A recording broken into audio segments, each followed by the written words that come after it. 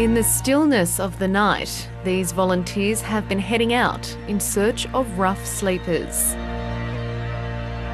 The aim is to talk to people about why they are on the street, connect them with health and community services, and eventually find the most vulnerable a home.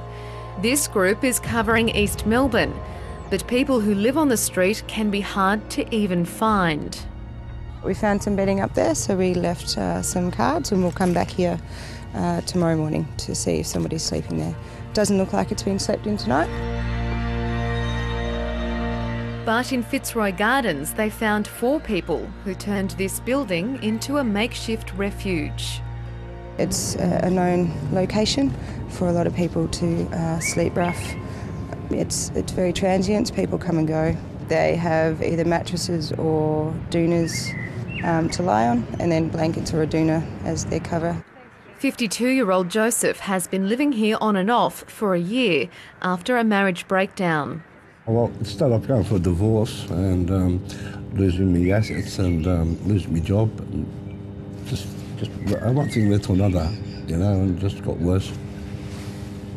I used to run a very successful commercial cleaning business, and I just made lots of money.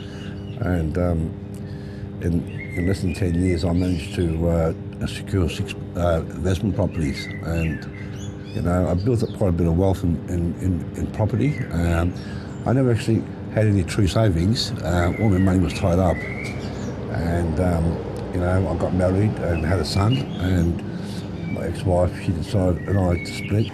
This is something that I don't choose to do. Just it's something that I've got to. I have no other choice at the moment. Joseph agreed to be surveyed about his housing history and health, so Melbourne Street to Home can place him on a vulnerability index. And how many times have you been in the emergency department in the past 3 months? Twice. When we look at the results of the survey, we do rank people in order, and we prioritise the top 50. That's what we do.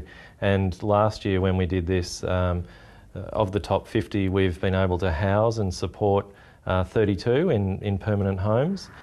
The program is a partnership between the not-for-profit group Homeground, the Salvation Army and the Royal District Nursing Service.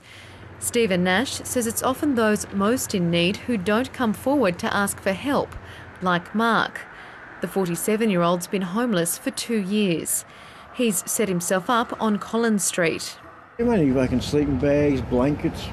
I picked a swag up the other day, so that's handy to have. It gets cold, so I throw it over me, and it's nice and warm. So not bad, it's home, so it's all right. Most of the 137 people surveyed were men aged between 25 and 55. There was a small number of women, but that number had risen slightly over the past year. The CBD volunteer group even found a 14-year-old girl who had been sleeping in the tent city built by the Occupy Melbourne protest group. The oldest person found was an 89-year-old woman. Now, the tragedy is that you know, that 89-year-old woman is exposed to violence on the streets, whereas she could very quickly get into housing. 3/4 of people spoken to had mental health issues, and more than half of those surveyed said they'd been victims of assault.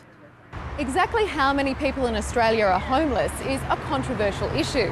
A 2008 federal government white paper put the figure at about 105,000 and promised to halve homelessness by 2020. But in March, the Australian Bureau of Statistics released a new initial estimate that was drastically lower, putting the figure at around 63,000. Professor Chris Chamberlain co-authored the report that advised the government's 2008 assessment. Now that there are targets, I think many people, the whole thing has become politicised, and many people now have a vested interest.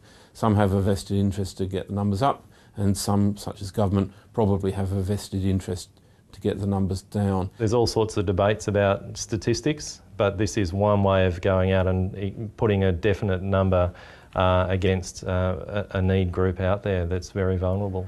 And the program seems to be working. Vivian Hopkirk was picked up through the Street to Home initiative last year and now lives in community housing. The doctors are giving me less than a year to live. I was slowly committing suicide with alcohol.